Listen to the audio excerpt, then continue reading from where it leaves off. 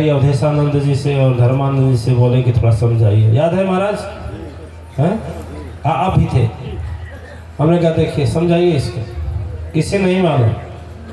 इसे नहीं मालूम कि सदगुरु की परिभाषा होती क्या है, सदगुरु का क्या है, सदगुरु क्या करता है, वो मत करो, क्योंकि तेरे समझ में नहीं आएगा सदगुरु की गाथा। अब जनता उससे बोले कि क्या देवी जी आप डांस करती हैं, अच्छा एक काम करिए आप हमारे आश्रम में आएंगे। तो क्या किए, 1000 रुपये दिए। कितना दिए? 1000। उस समय का 1000 बहुत महत्वपूर्ण था, लाखों रुपया। और तो खुश हो गई कि हमें क्या करना है, हम तो आ जाएंगे। कहा ठीक है, हम फला बाजार में जा रहे थे लेने के लिए, कुछ आ जाना। चली गई।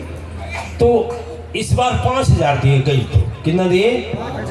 बोले बोले कि बताइए आप हमारे राजा के यहाँ डांस कर देंगे क्या, हमारे राजा को खुश कर देंगे, हमारा जो राजा है। बोले हम कर ही देंगे, हम तो संसार को करती हूँ, पूरे विश्व की मशहूर सुंदरी हो।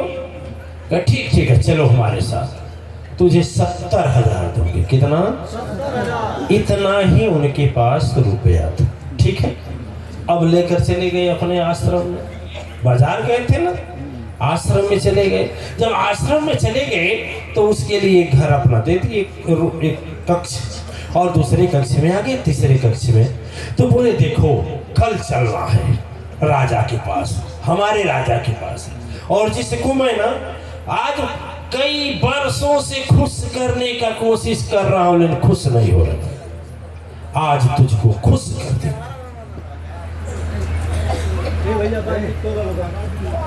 फिर वह वेश्या को ले गए, कहे देखिए यही मेरे राजा हैं, हमारे राजा यही हैं, इन्हीं को खुश करना है।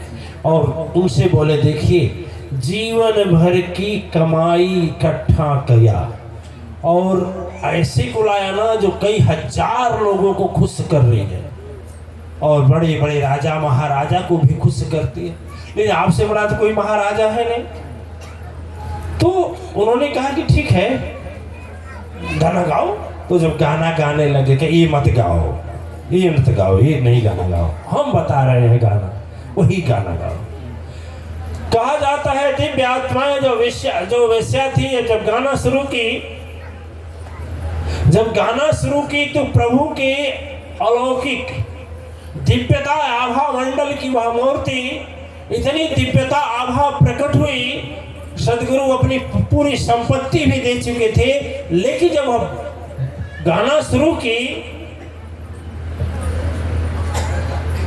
अजब तेरी माया जगत से है न्यारी, अजब तेरी माया जगत से न्यारी, अजब तेरी माया जगत से न्यारी, अजब तेरी माया, अजब तेरी माया, अजब तेरी माया, अजब तेरी माया, अजब तेरी माया जगत से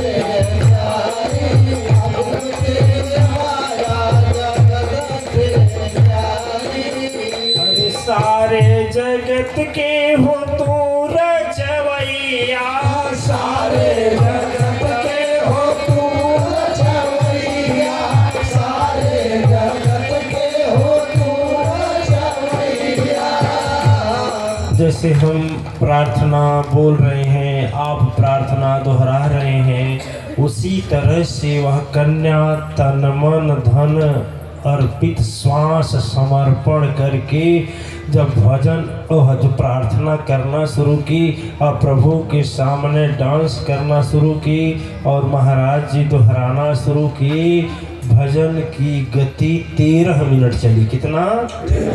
और 13वां मिनट जैसे लगा, 13 मिनट जैसे लगा, पैर उठा और वहीं गिरी और गिर करके सदा सदा के लिए शरीर को सदा सदा के लिए शरीर को दिव्य आत्माएं कृष्णदास जी महाराज लिखे हैं कि संत तो सदगुरु गति सगति, सोई तो जल्दी न पावत भाई। देखते हैं प्राण पीड़ा कितना होता है, देखेंगे प्राण पीड़ा कितनी होती है, शरीर जब प्राण से निकलता नहीं है तो कितनी व्याकुलता होती है, कितनी तड़पण होती है, लेकिन यह पिंजरा से जल्दी ये निकलता नहीं। जो संत सदगुरुओं की सदगति, जो संत सदगुरुओं की सदगति के लिए दुर्लभ होता है पुण्य आत्माएं, वह सदगति मिली उस नारी को, उस देवी को, वो सदगति मिली। सोचने की केवल एक बात, सोचने की केवल एक बात है दिव्य आत्माएं।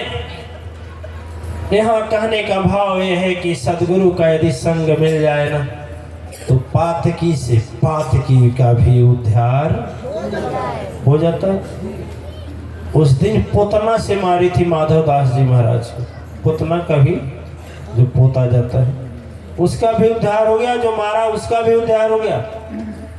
तो कहने के लिए वैसे थी, पातकी थी, पापिन थी, लेकिन देखिए सदगुरु के संग पाने से उसका भी उद्धार। लेकिन जो अज्ञानी होते हैं ना, जो अज्ञानी होते हैं दिव्य आत्माएं, जो केवल वस्त्र धारण करने से और किताब की पुस्तक में, किताब में पुस्तकों में जो अक्षर लिखे हैं ना, उसी को रट लेने से कोई महान नहीं हो जाता। ठीक, ज्ञान किसी के पास नहीं, हर एक के पास होता है। कभी कभी ऐसा होता है कि बड़े वैज्ञानिक चूक जाते हैं और एक अव्वल व्यक्ति उनसे आगे चला जाता है।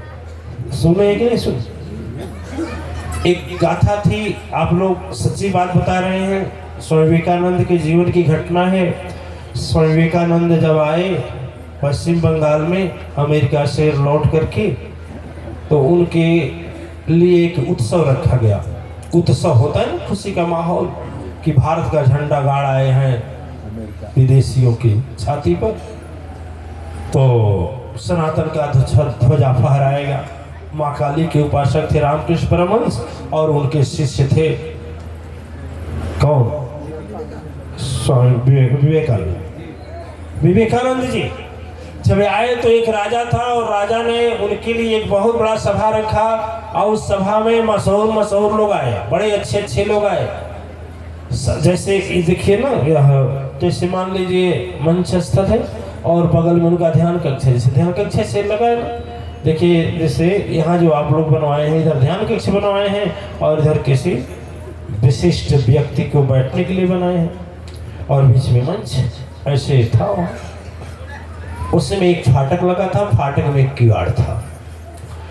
अब राजा से थोड़ी भूल हो गई, और राजा अब भूल करके, अब राजा तो ऐसे नहीं, लेकिन खुशी में सोचा एक नाचने वाली को तैयार किया, और नाचने वाली अद्वितीय सुंदरी थी।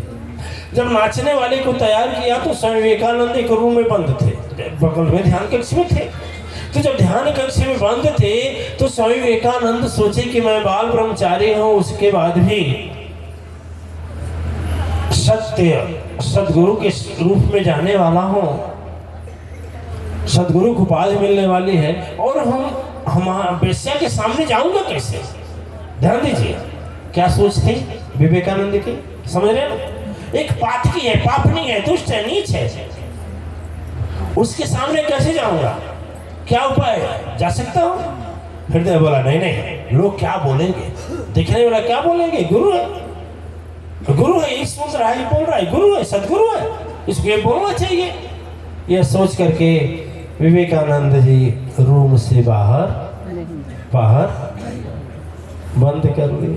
लेकिन देखिए वह पातकी जो थी, जो वेश्या थे, एक अपने घर से जब चली थी तो सोची लोग रोज राजा महाराजाओं को खुश करने के लिए जाती हूँ, अन्य सभा को खुश करने के लिए जाती हूँ, तो जैसा चाहती हूँ वैसा गाती हूँ। लेकिन अब किसी महात्मा के, किसी सन्यासी के, किसी तपस्वी के, किसी संत के, किसी सदगुरु के सभा में यदि जा रहे हो तो गंदा गाना तो ठीक नहीं है ना।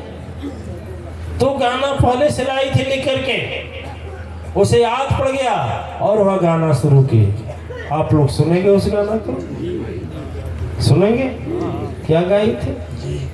और वह गाना गाई थी कि स्वामी विवेकानंद का कांप गया पूरी निष्ठा, पूरा अभिमान, पूरा ज्ञान, पूरा विवेक।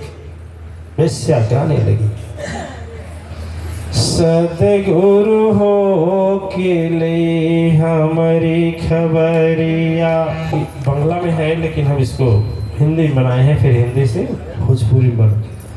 सदगुरु हो ले के मोर खबरिया, सदगुरु हो ले के मोर खबरिया, सदगुरु हो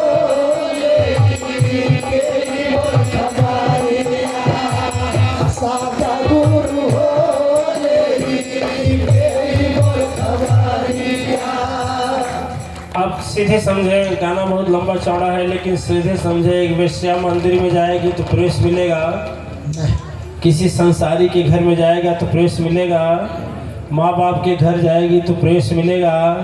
ईमानदारी बोलिए ना। मंदिर भी बंद, माँ बाप का घर भी बंद, ससुराल का भी घर का बंद, बाजार के लिए सब बंद है, तो फिर आखिर उसका उद्धार कौन करेगा? के ही करीनाथ अब, के ही करीनाथ अब पारई नेवरिया, सदगुरु के ही ले हमरो खबरिया।